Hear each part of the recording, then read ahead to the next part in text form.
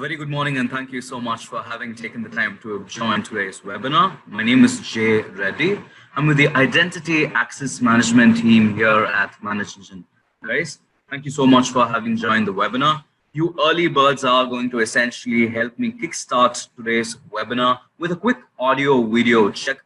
I just want to make sure that you're able to hear me loud and clear and you're able to see my screen. If that's a good to go, please put your hands up and I know and I take that as a good to go. Please use the raise hand. Lovely. Thank you so much, Jeremiah. Thank you so much, guys. We are all set and we are good to go.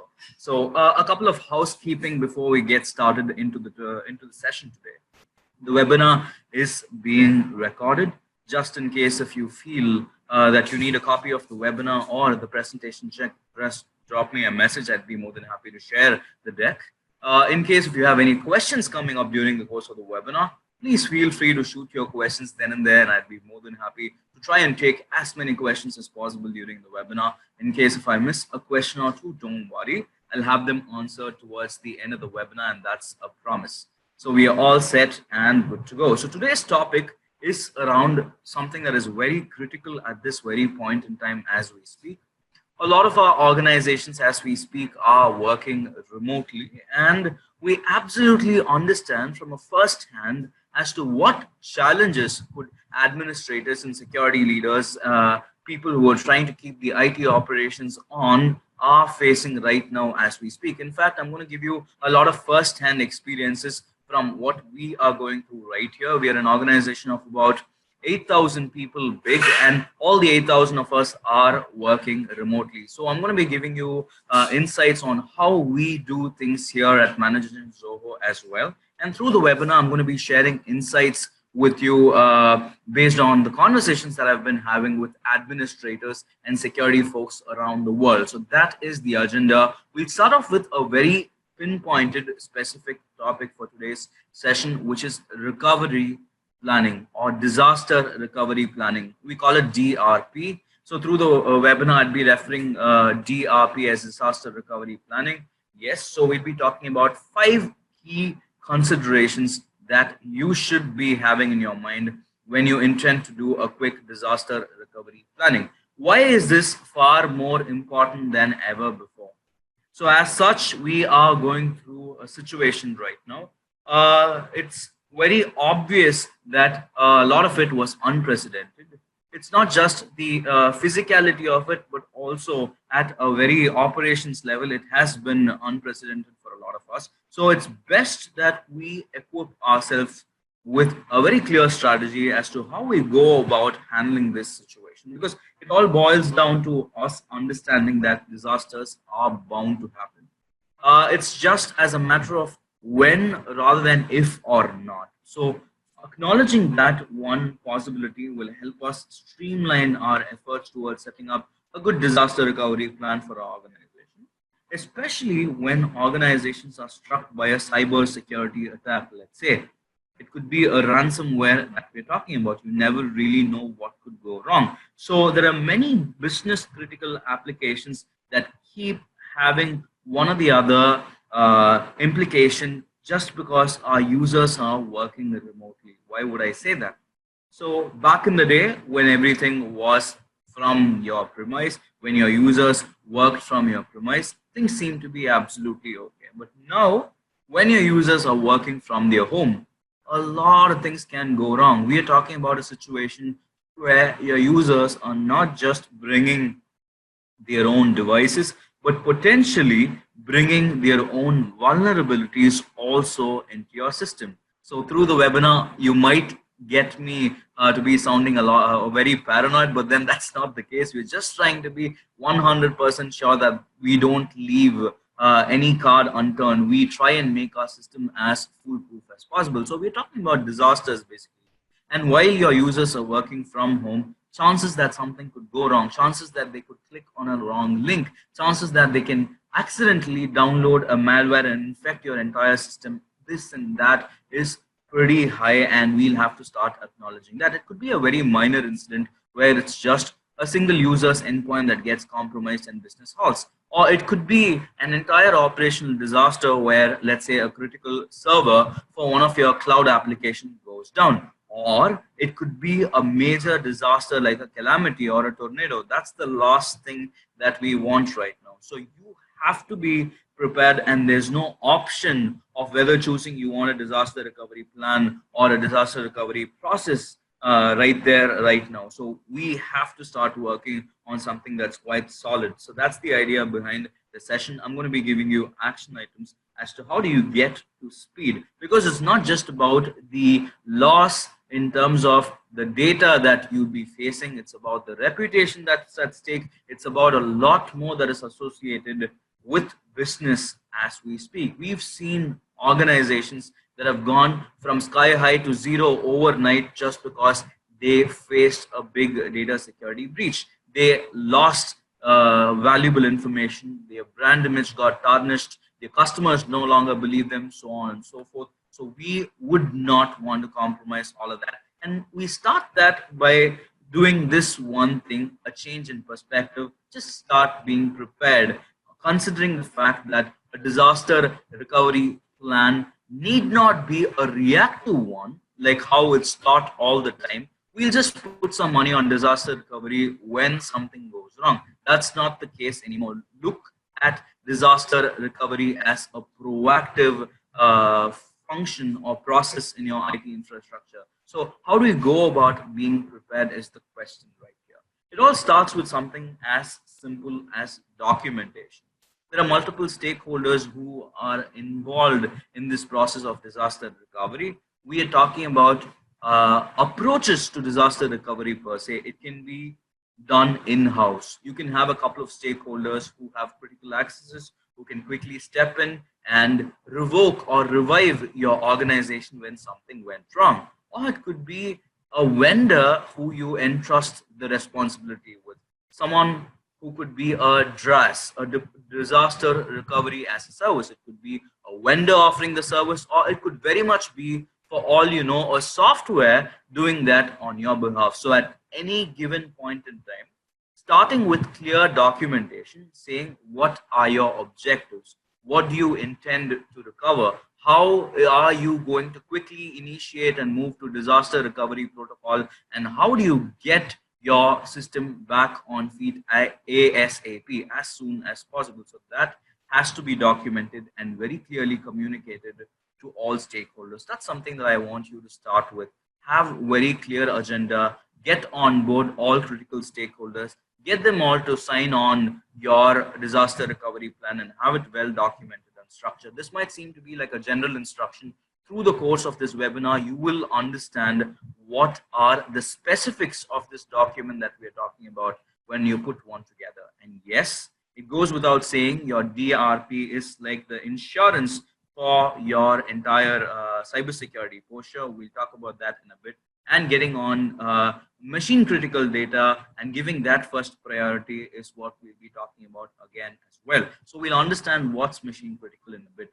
Talking about the whole idea of why disaster recovery can be your go-to insurance, you've got very clear statistics that proves the same. We've got information that about 60% of businesses that go through a disaster or an episode of this sort go out of business, and that could be quite scary. So we don't want to be one among them. And most of the time, it starts with appreciating that there is a possibility of such a data loss or a disaster, and there are multiple variables in this equation that you just can't be 100% sure of. We're talking about humans, we're talking about processes, we're talking about hardware, we're talking about software, and all of this at a level is prone to failure and is not foolproof. So starting to understand that and treating disaster recovery plan as an insurance for this can be the make or break for you. I've got some infographic right here that again says there's human error where someone accidentally or intentionally does something wrong. And then there's software that goes corrupt and your data becomes inaccessible. It can even be an attack that could result in the corruption of your software, a ransomware that's initiated by an attacker who demands for the data to be decrypted, asking for a ransom. It could be a hardware malfunction for all you know. One of the most common reasons is hardware malfunction. Why? Because organizations do not just rely on one storage media. There could be an equally good chance that you might be, or some critical data might be on a legacy storage medium, and that could probably go wrong. And obviously, there is this chance or 3% probability that it could be a natural disaster that we are talking about. So, being in the know, understanding that disaster recovery could be your go-to insurance is key. And what I'm going to do is kind of give you key reasons as to why this argument holds up. So pretty simple. We'll start with what's the deal with data loss right here. So as we speak, data has become the new gold or new oil or whatever you call it. Preventing valuable data from falling into the hands of wrong people is of top priority. And it's also a little disheartening to see that attackers are stooping down to that extent, especially attacking healthcare organizations as we speak. So that's something that you'll have to take into account if you're one among those organizations who are in the front line, keeping the lights on for your country, keeping the lights on for your community. Please ensure that disaster recovery is done right, because data loss is something that you just can't afford right now, because there are lives at line. Organizations in the UK, I've been speaking to a couple of them who had been through attacks, especially healthcare organizations where patient record is being exfiltrated and is probably even be ransomed for halting business altogether, halting support, health support altogether. So we don't want to do that. So having a clear-cut disaster recovery plan can help you not fret, can help you be sure as to even if something goes wrong, you can get back up on your feet real quick. So from that angle, business continuity is also equally important. Business continuity is a larger umbrella term that's got a greater scope. Thinking about business continuity and disaster recovery, they do go hand in hand. And being able to keep the lights on, as I say, that's of top priority, because it's not just businesses doing business, but it's about entire countries and nations and their economies being able to survive while working remotely, because IT folks are making remote work possible. So ensuring business continuity is of the top order of priority, and having a clear DR plan would help you ensure that. And again, it goes without saying, compliance is going to come in at every level. You have multiple regulations that you want to adhere to, and having a very nifty disaster recovery plan is one of the mandatory requirements of all these regulations and governmental policies. It does bridge the gap in most of the times. Complying to these regulations effortlessly makes you, have a good DR plan, have a good data security plan, and yes, also have a good business continuity plan. So all of these go hand in hand. Right when you have a disaster recovery plan done right, you eventually make your data security stronger. You also parallelly make your business continuity possible, and yes, you adhere to these compliance regulations without a doubt. So these are the key reasons that I thought why you should have a disaster recovery plan, because most of the time the challenge is to get your board to agree to see what's the value in it. 90% of the times it's treated as a reactive measure, and someone or the board really approves for a disaster recovery measure only when something goes wrong. Turns out the opportunity cost that a lot of organizations out there are facing just because they did not have the right disaster recovery plan before an attack or an incident had happened is one of the major reasons that organizations go through tough times economically, monetarily, and yes, from a brand standpoint as well. So this is a good enough reason for you to set up a disaster recovery plan. And when you do it, I have a quick suggestion for you. I call it the 3-2-1 rule. So when you're doing a disaster recovery plan, backup and recovery is major portion of your disaster recovery plan. And when you're doing backup, you could very much, without a doubt, follow the 3-2-1 rule. It works best almost all the time. It's a foolproof plan to have or make 3 copies of your data. We're talking about 3 separate copies of your data, where 2 of these copies are stored in different storage media. We're talking about formats such as NAS, or maybe magnetic tapes, or maybe a local drive, or hard disks, or even the cloud for that matter. But you will have to decide what other 2 storage media are going to be used. And in the process, when you have different storage media, the probability of even if one of these storage media are failing, you'll have one another to back you up. That's the idea right here. And along those same lines, you should ensure that at least one of these storage media is in a different geographical location, is probably off-site, not on your premise. Even if your entire premise is caught on fire, God forbid, but some calamity happens, but you are definitely sure that there's one another site, one another storage media, one another backup copy where it's in a different geographical location and untouched and is going to help you go live ASAP.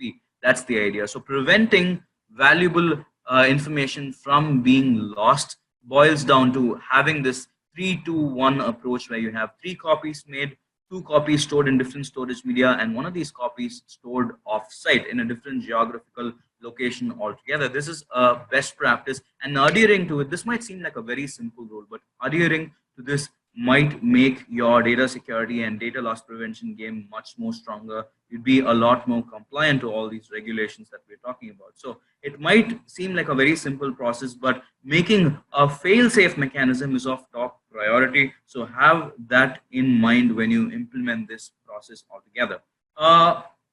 We've been talking about how do you get to speed? Why is a disaster recovery plan important? We'll also have to understand that a lot of times, a good number of times, there are many factors that get overlooked when it comes to disaster recovery planning, let alone overlooked. Getting an approval on getting a right disaster recovery plan is a challenge for a lot of us folks. So it goes without saying that there are a lot of factors that are quite critical that get overlooked very easily. I'm going to give you 3 reasons or 3 factors that get overlooked a lot of times. The first one is what I call tolerance. Most of the times, when the tolerance is not defined right, you'd be all over the place figuring out how long is it going to, number one, take for you to get back ASAP, get back on track ASAP. And number two, how long can your brand or your organization or your business bear the downtime? So that's again a very important question that you need to answer. And setting clear guidelines and tolerance levels especially makes it very, very easy for your organization to be on board, every stakeholder to be on board, not get into this panic mode, and very clearly steer through the whole situation and get back on. So not panicking does make a big difference in how quickly can you get back on track, and defining a tolerance level for your data loss does make that possible. So you need to know how much, number one, data loss can you withstand, the quantum of it, and how long can you withstand. Along those same lines, we're going to be discussing another point in a bit. All right, so the next point that we'd be discussing, an action item to be precise, we'd be discussing is around defining tolerance. Hold that thought in your mind. The next part is handling sensitive information. So there are chances that you might not do the old school way where you have your in-house team doing the whole disaster recovery or your backup and recovery. You might look into options such as outsourcing it to a vendor or a service and get the whole job done. If that's the case, you need to establish clear-cut guidelines on what are they going to be doing with respect to your data, how are they going to be handling it. Compliance regulations come into the picture at every level when there are multiple parties accessing these data. As we speak, there are new regulations that keep coming up around PII and PHI. Say, for example, it could be a CCPA, California Consumer Privacy, or it could be one of the other regulations that you need to comply if you're doing business with the European Union or EU, like GDPR, for instance, or HIPAA even for that matter. All these regulations require you to handle sensitive information very carefully. So that is again very important. And goes without saying, your ability to identify and index what's machine critical and what's the cost that is associated with it. I've been talking about machine critical for some time now. I'll define what's machine critical for you in a bit. So there are a couple of factors that go overlooked. It can be your defining data tolerance or defining your data loss tolerance, having a clear-cut procedure on how your sensitive data is handled, and also understanding how do you go on to calculate what's your machine critical treatment time and what's your machine critical treatment cost. So don't overlook these functions if you're putting together a DR plan or if someone who's going to be working on your team is putting together a plan, get them to sign on these factors as well. Along those same lines, along the point of tolerance, what I have for you is the first consideration for today's session, an action item for you, which is to establish clear-cut recovery objectives. So this is of paramount importance for you to be able to very clearly justify what are going to be the metrics, what are going to be the baselines, and how are you going to go about handling a disaster recovery process. It starts with very clearly establishing what's the benchmark or buffer or cushion that you have, which is the recovery time objective and the recovery point objective. So basically, being able to very clearly mention as to how long can you hold your breath and get the whole thing fixed when there's a disaster is the definition for the recovery time objective. That's how you draw your recovery time objective. Figure out how long can your business cope up during the downtime right after an outage. So this is quite critical because your business can very much rely on some mission critical data, and if you don't have that right away, your entire business can go on a standstill. Not just that, there could be other repercussions. We keep talking about continuous process industries that just can't halt. Business needs to go on round the clock 24/7, and there's a lot of information that goes on with it. Let's say finance is one such industry. Maybe a critical bank or a critical financial institution goes black for 2 or 3 days. That could cause severe ripples into the economy itself. So we'll need to take that into consideration while we draw an RTO, as we call it, the recovery time objective.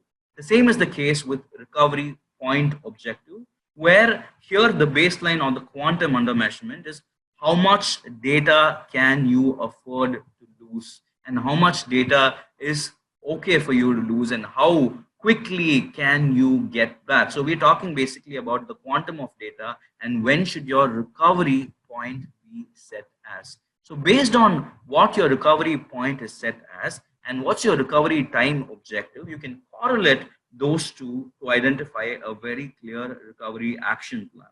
So being able to do that all again boils down to you being able to clearly identify what's critical data, how quickly can you recover the data, what processes are you going to follow, who are the stakeholders involved, and then draw a realistic RTO and RPO.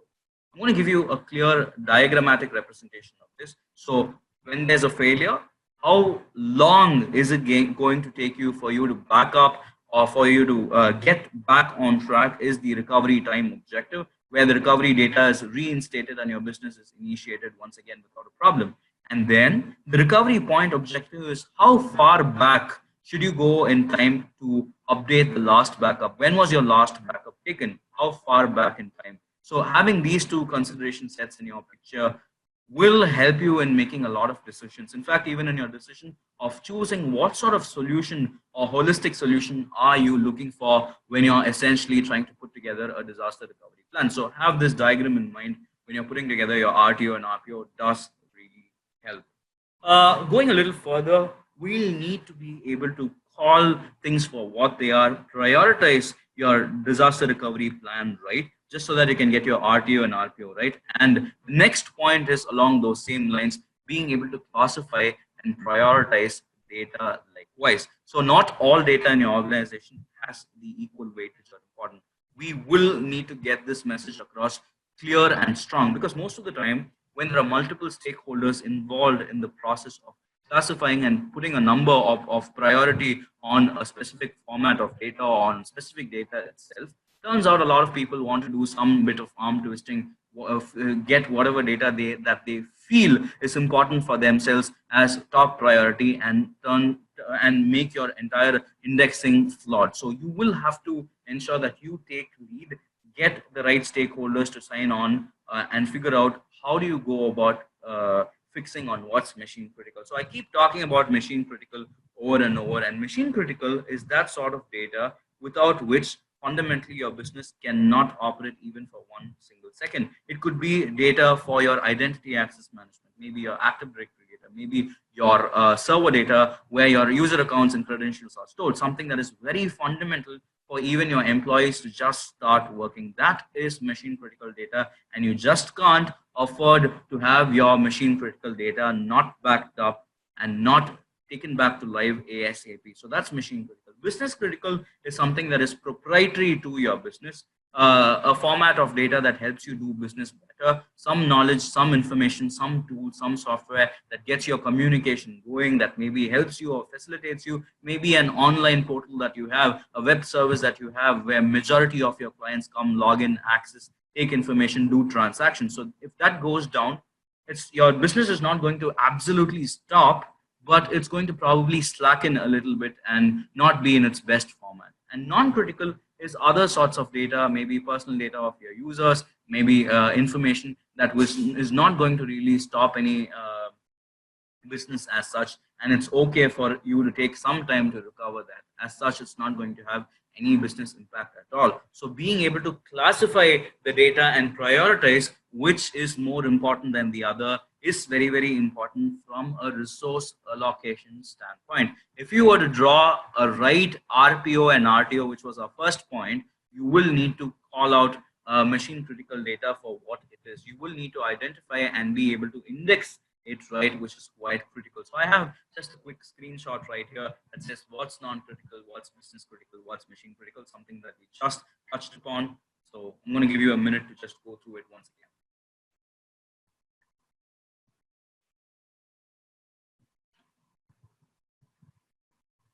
Right. So classifying data is of priority. That's the second point that we need to have in mind. We've established that very clearly. Now, how do we go about defining procedures to handle all these types of data? So we were talking about different formats of how you do disaster recovery, whether you do it in-house or whether you do get other stakeholders into the picture. So being able to treat that assets and figure out what's critical and not critical is the first part. You have another diagram that very clearly shows what's high availability and what's considered as high availability data, and how do you go up backing that up and get your business out ASAP. What's the retention policy? What's the RPO on it? And how do you treat that ASAP? Cost of treating all the data as one can be humongous, so you don't want to do that. And that's the reason why you need to define clear-cut processes on what's important and what's not. Along those same lines, like I told you, defining what are the processes on who handles data and how they handle is also very, very critical, because we keep talking about sensitive data all the time. We say data is like gold. We say data is like oil. So all that being said, there's a lot of flow for data as well. And you will need to very clearly define guidelines saying who are going to be the stakeholders who have visibility into how your data transaction occurs, who have visibility into how to quickly step up when the time arises, when the situation arises. How do they quickly initiate the recovery process? How do they go into full-fledged emergency mode and get that back on track? And what sort of data is being handled? They need to have visibility. What are the processes they need to have visibility? What servers, what functions? Every single thing has to be very clearly defined, and the user needs to be educated about this. Or the specific technician needs to have the technical knowledge and the operational power or authority to do this, and that's quite critical. So defining procedures to handle sensitive data is of top order,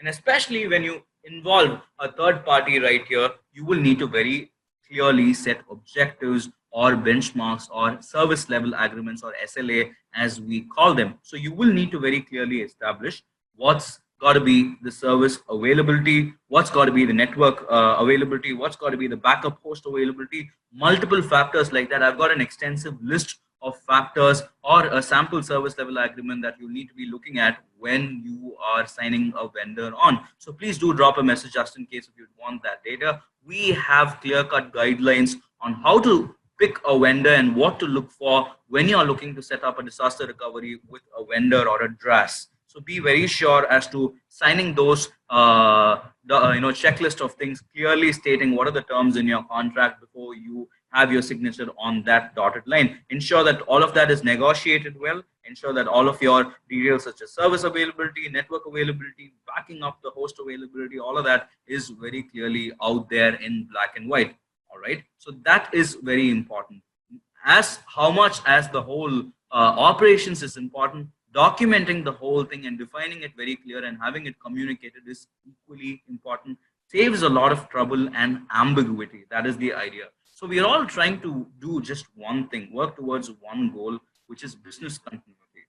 Because we try to understand that machine critical data is critical, stuff like that, right? So every minute that your business isn't up and running could cost you not just dollars, could cost you reputation. Your organization could take a big hit. You could lose data, money, most importantly, the trust of your customers, which we see happening all the time right after a disaster, right after a ransomware. Most of these big conglomerates, no exceptions to big names out there in the industry, big ones in the financial sector, ones that go through a ransomware, ones that go through an attack, ones that go through a calamity, a server may be failing, a data center may be completely wiped out, things like that. So what you need to have in mind is these three pillars that are very fundamental to any of your business continuity plans, because business continuity is an umbrella term, like I told you, and disaster recovery is a critical aspect of business continuity. And then, in my opinion, there are three pillars to that, which is resilience, your ability to recover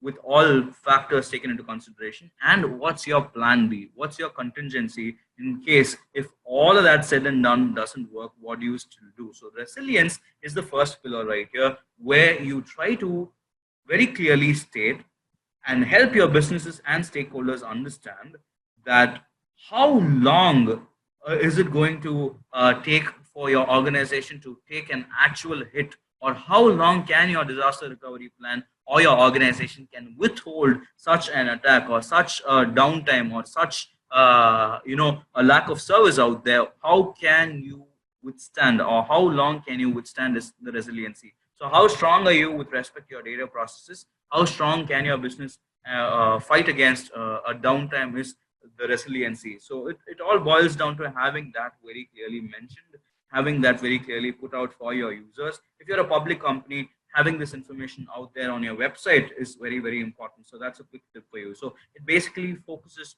on preserving the processes and procedures that help your business survive. That's the bottom line. Just survive when something goes wrong. And recognizing that businesses operate in an environment of continuous change, resilience focuses on how best you preserve value for your end users. So there are a lot of factors right here that are quite flexible, that keep quite changing. So how do you still offer value to your users, continue offering value at least at some level, is what your resilience is. And when it comes to recovery, goes without saying, one of the most critical aspects of business continuity. And how do you do it? Recovery can be a function of a lot of factors. What hard drive do you use? What policy are you using to do your recovery? Do you have the 3-2-1 backup rule that I just told in place? Do you have a holistic solution to get you recovered and back on your feet ASAP?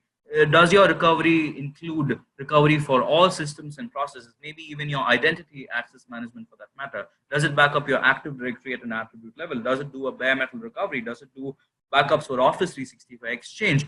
You will need to take the call of choosing a solution that does all of that from a single console. This is not when you toggle between multiple windows, because every second, every minute can make the difference, and enabling your own self is the idea right here when you go about doing a quick recovery. And contingency, goes without saying, is your plan B, just in case if all else fails. What do you do? Most of the regulations out there, compliance regulations, also require you to have a very clear contingency plan. It could be NIST, it could be HIPAA, it could be GDPR, it could be CCPA. All of them want you to have a very clear contingency plan if something goes wrong. And when you're putting a contingency plan together, it goes without saying, it has to be tested, it has to be tried, you have to do a full-on mock run to see what works and what doesn't. And in fact, I'd go on and ask you to do a few simulations as well when you want to verify your contingency against a few use cases. That's something that you can definitely try, because you want to have planned maintenance. So on and off, let your users know that something is going to happen. They are going to face a short duration of service outage for the greater good. Do those service outages on holidays or schedule them smartly as to whenever there's minimal business. Do a full-on maintenance. Ensure that your contingency plan is up to date. You will need to check that your backup of your backup of your backup is working absolutely fine when you want it to work for you. It all boils down to doing a quick BIA, as I call it, a business impact analysis, on understanding and prioritizing how is your contingency plan going to help you save the day? So all these factors, they don't work in silos. Resilience, recovery, contingency, they don't operate as individual legs. They tie in with one another and they operate very close to one another, and one determines how the other one is configured. So have a holistic approach towards business continuity when you put a plan together. So it all boils down to us understanding as to how fluid the whole process can be and how adhering to that can eventually make you compliant to a lot of these regulations out there. So all of these regulations as we speak are to an extent some way or the other around the security of your data, the security of your PII, personally identifiable information, your customer data, if it's the CCPA, it's the consumer data. We're talking about the PHI if you're in healthcare organization, if you're a banking institution, again, a lot of these factors, and you will need to have a disaster recovery plan. Because as we speak, we will need to understand that while you're working remote, there are a lot of chances that there could be a privilege escalation attack, that there could be a brute force attack, someone trying to do a lateral move on your organization, someone trying to do a credential compromise with a password spray attack. The number of touch points that these attackers have these days are innumerable because you've gone remote. There are new applications that you've configured for your users for the sake of collaboration. It could be an Office 365 app. It could be your OneDrive data where you moved all your critical corporate information to the cloud, some information of it on some OneDrive server right there. You will need to have clear-cut policies that not just help you back up a quick tip, clear-cut policies that help you audit every aspect of transaction that is happening on the data, on your cloud, on your premise, on your backup server. The whole deal has to be audited, not just what changes are being made, but in fact, audit who has privilege over that data and what do they do with those privileges. It gives you a very 360-degree picture just in case if you want to do a root cause analysis if something goes wrong. So how do you piece all of that information together can be the game changer for you. Along those lines, I have one tip for you today. If you're looking for a recovery solution, what you need to do is you need to look for a solution that ties in effectively with your SIM solution, SIEM solution. And if your SIM solution has, let's say, user behavior analytics, nothing better than that. Auditing and user behavior analytics along with a recovery solution can make you untouchable. Trust me, if you have a UBA, you can call out a lot of attacks. Even if they're insider attacks, you can very well call out, because right when your system analyzes users' behavior and there's a deviation from normal behavior, you have an immediate trigger or a notification that something's going wrong. And if you have a clear-cut auditing protocol in place, you would know what changes have been done. And if you have a clear-cut rollback mechanism with your recovery plan, you can get right on top of it in under an hour. You can get on top of the situation even before enough damage is done. You can get back to the initial state. And since you have a SIM solution that is proactive, you can kick out the user, you can terminate the session, and you can get back in control even before something terrible could happen. So your business can go on and business continuity can be ensured, and all your compliance regulations want you to do the same. So we don't end up paying huge fines just because we violated a compliance. That's in fact the last of our concerns. We want to ensure both our customers and our employee can go on with their normal lives. So that's the idea. And especially while they're working remotely, it does make a lot of sense to have these processes very clearly laid out. So my recommendation right here for you right now is to look for solutions that tie in with your recovery solutions, your data security solutions, and auditing solutions, which work hand in hand. None of these processes operate in silos all by themselves. So understanding that can be a very important measure that you could take. Along those same lines, while we're talking about understanding these variables in the equation, knowing what you are against is also equally important. So identifying a potential threat right before it occurs or right when it occurs can help you fast track your response. So what we want to have is have minimal latency, address that situation ASAP. And when you know what factors are in this equation, it could be the human error, which is quite obvious.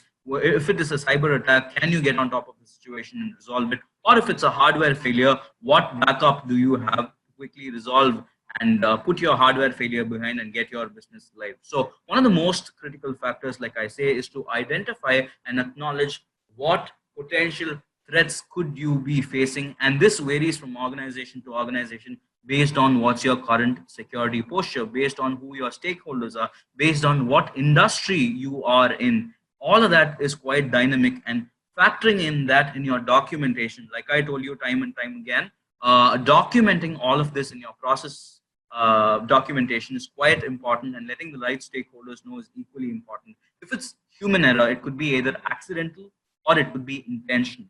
So if it's accidental, you should be able to quickly step in, identify, do a RCA, find out where it went wrong and fix that. If it's purposeful, if it's an insider trying to trigger an attack, the security solutions that I was talking about, the plan that I just gave you as to integrating it with your SIM solution, can help you get back up to speed before you can notice something went wrong. And cyber attacks are again a big problem, because most of these cyber attacks are ransom type, and most of them that are going out right now, attackers, like I told you, have stooped way below. They're trying to attack healthcare organizations. They're trying to encrypt healthcare information. That's something that you can't afford. If you have a very clear, strong backup process in place, even if you were to have lost some data due to a ransom attack, you'd still be able to get back on track. And then at a later point in time, you can figure out how do you get back the data from the attacker, stuff like that. So you can have a very clear-cut defense mechanism, and your recovery is not just an operations requirement. It is a security requirement. Let your cybersecurity folks know, let your management know that recovery is no longer just getting back operations, keeping the lights on. It is a very important cybersecurity measure or a foolproofing mechanism for your organization. And that comes with the realization that you can use recovery to your advantage like this. And again, hardware failure, we got that tackled because we have the 3-2-1 rule. Even if one system fails, you have that one backup that's out there in a different geography, absolutely untouched, and you can go on doing your business as is. So we've got so many ideas out there right now put out, right? At any given point in time, you should be able to factor in all these ideas, not just stop right there. Figure out what works for you, what doesn't.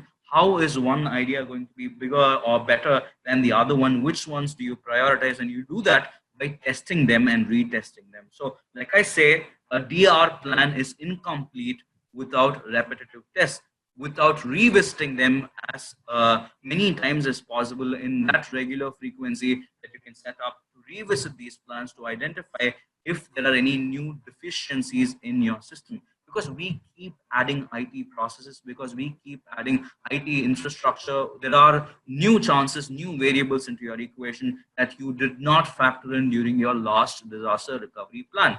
And remote working is one such classic case. A lot of us, in fact, this really troubles me while I speak to administrators out there. I have this one common observation that I keep making.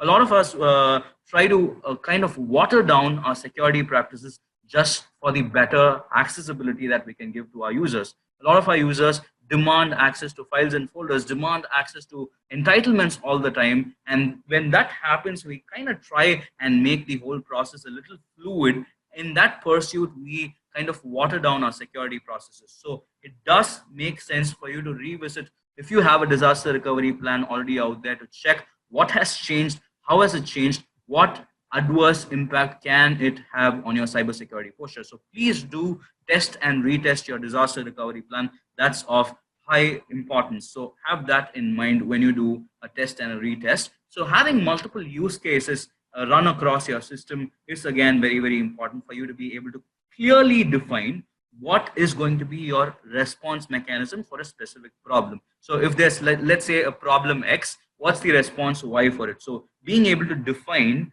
and document the response mechanism, that happens only when you're able to do a quick test on your system and then go forward with your actual plan. So before you can actually implement a disaster recovery plan, doing enough number of mock runs is quite important. Simulations, if I may, is quite important. And again, along those same lines, it gives you provision to justify your expenditure on recovery and disaster planning as well. So this is quite a useful tip. So how do you justify your expenses right there? It helps you identify different test cases, and while you do it, you might uncover parameters that you totally ignored in your first run. So does help you big time in identifying what is dependency, who are going to be the stakeholders involved, how quickly can you deflect a specific situation, do A/B analysis on what works, what doesn't, and then get going with your disaster recovery plan. So just one recommendation again, just want to put it out there. Do a rerun of your disaster recovery plan if you already have one, taking into account what remote work has brought into the equation of your cybersecurity posture. So please do revisit your disaster recovery plan if you already have one. If you don't have one, this is the time that you put one together and get going forward. So we're talking about multiple aspects of manual work where we do planning, where we do implementation, where we do follow-ups. What if we can ease the whole process out, at least the repetitive tasks, through automation? That's the next obvious course of action. Can we automate? Can we orchestrate the whole thing? That is the idea with which we want to approach disaster recovery. Because again, goes without saying, minimal human intervention is equal to better success in the process. The whole thing is going to be automated and orchestrated. So what we are trying to do is to deliver the whole disaster recovery plan and get your data back and running and your business back and running ASAP. So time is of the crux right here. And when you have an automation in place that understands that you are going through something, quickly steps in for you, takes over and does it for you, nothing better than that. And that's the reason why I keep telling organizations to have a clear-cut integration with your SIM and data loss solutions or data loss prevention solutions, DLP, CASB, CASB solutions, and SIM solutions. All of this shouldn't operate in silos, but work in tandem with your recovery plan, recovery solution. So time is of criticality. And if your solution can quickly step in, do an automated visit in helping you recover, does make a lot of sense. Automation can also be a little proactive, not just reactive when there's an attack, can be proactive while we are talking about faster resolutions because you had the right backup done automatically. You did not have to go on and manually do it. You would never miss a backup schedule. The whole thing was automated. You have enough data for you to go back to your original state before you got infected or attacked or the data lost. So that is very important for you to set up an automation in place for your data both proactively and reactively. And in terms of communication, does help you, chip out a lot of obstacles that you probably might have, because letting the right users know, stakeholders know, is quite important, and automation can be the deal maker for you. And potentially, like I told you, the possibility of the human error also goes down considerably. So have all of this in mind. If you're putting together a business recovery or a disaster recovery plan, automating it and orchestrating the whole thing with enough visibility into what is happening is the way forward. So what we are trying to do is through and through equip ourselves.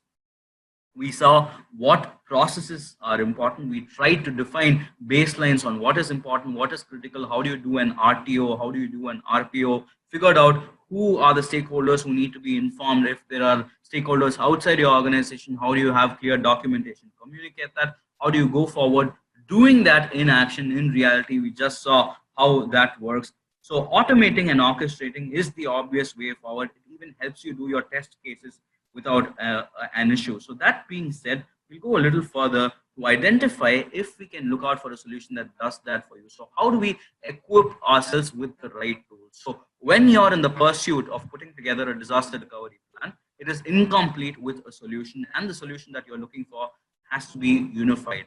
Like I told you, this is the last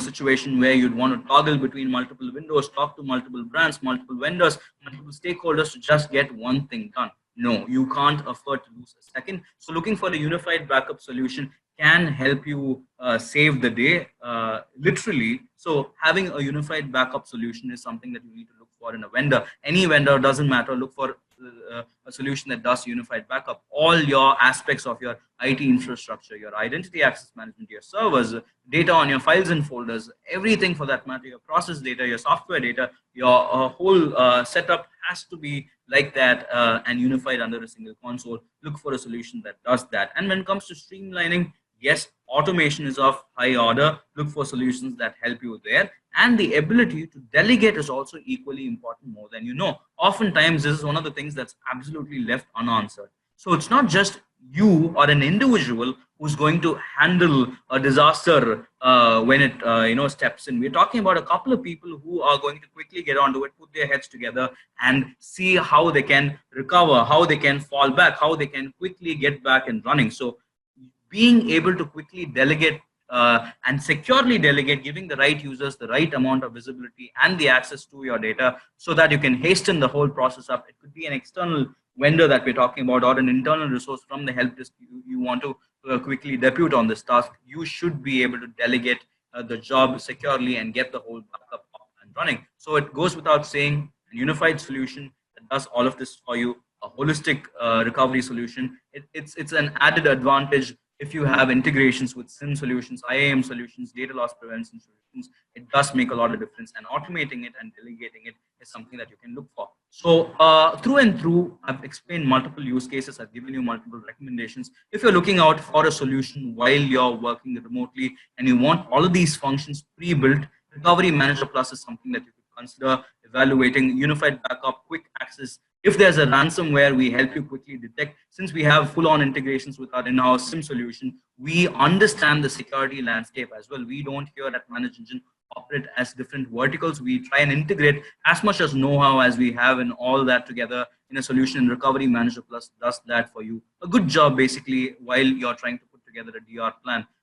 Besides that, I have a lot of other information to share. For the want of time, I'm going to let you talk to me or write to me an email with your current security posture. What's your disaster recovery plan? If you have one, please let me know. I can help you build one that's stronger. If you do not want, if you're just getting started, no problem at all. This is a great time for you to start. In fact, I've been speaking to so many organizations, lots of CIOs and CTOs who've come forward to use this opportunity to do a digital transformation to their entire organization. This is the best time to do it. You can get a quick buy-in. You can get your stakeholders to settle for a good disaster recovery plan. If you are concerned about how you want to handle your security posture with a good DR plan, just drop me a message and I'd be more than happy to help you put one together. My name is Jay. It's been a pleasure hosting this session for you guys. I hope you truly found this session helpful. Just in case if you have questions, you know my email ID. You can always reach out to me. I'm available on the chat also right now. If you have any specific requests on the resources that we have at ManageEngine or how we can help you, you can always reach out to me at this email ID. Guys, you've been such a lovely audience. All I have is just one small request for you. I'm not going to ask a lot out of you. Just ensure that you stay safe, take care, and the next time when we meet, I honestly hope that we meet under better circumstances. And I wish you all good luck and all the best, and hope to see you under better circumstances the next time when we talk. If you have any questions, my email ID is right there, jreddy@manageengine.com, and I'd be more than happy to help you out, guys. Thank you so much for being such a lovely audience. You all take care and have a great rest of the week. Thank you so much.